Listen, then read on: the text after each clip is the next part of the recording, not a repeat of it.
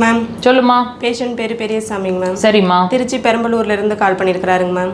வயசு 39ங்க மேம். சரிம்மா. 4 வருஷத்துக்கு முன்னாடி அவருக்கு வயிறு உப்புசமாவும் நெஞ்சு எரிச்சலும் இருக்குதுங்களா மேம். சரிம்மா.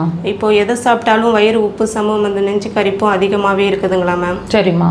அவர் மெடிசன்ஸ் எல்லாம் நிறைய சாப்பிட்டுருக்காருங்களா மேம். அதனால எந்த பலனும் அவருக்கு கிடைக்கலைங்க மேம். சரி. நம்ம வீடியோஸ் பார்த்துட்டு அவர் கால் பண்ணிருக்காருங்க மேம். இந்த கம்ப்ளைண்ட்டுக்கு அக்குபஞ்சர்ல ட்ரீட்மெண்ட் இருக்குதா அதை பத்தி கொஞ்சம் எக்ஸ்பிளைன் பண்ண சொல்லியிருக்காருங்க மேம். கேட்டிருக்கிறாரு, பண்ணலாமா?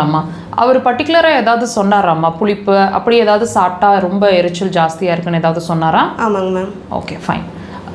ஐயா, உங்களுக்கான பதிவு தான் இது.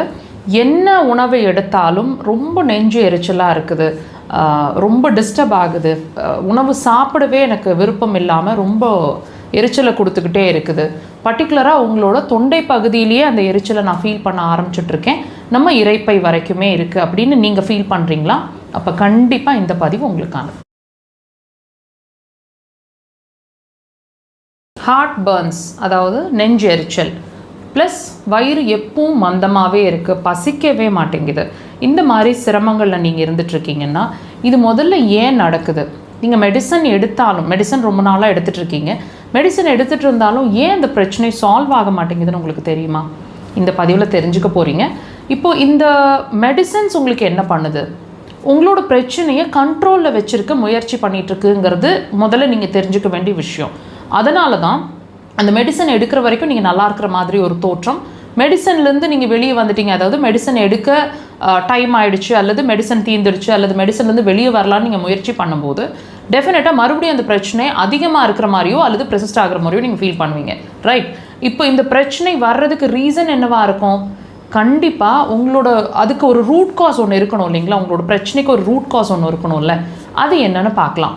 இப்போ இந்த ஹார்ட் பர்ன்ஸ் அப்படின்னு ஒரு விஷயம் நடக்குதுன்னா அதுக்கு மெயின் ரீசன் உங்களோட, அதாவது நம்ம அக்குபஞ்சர் ரீதியில் நாங்கள் அதை எப்படி அணுகிறோன்னு கேட்டிங்கன்னா, பித்தப்பையில் பிரச்சனை இருக்குது அப்படிங்கிறத உங்களோட ஹார்ட் பர்ன்ஸ் வழியாக நீங்கள் என்ன சாப்பிட்டாலும் டெஃபினட்டாக எரிச்சலை கொடுக்கும்.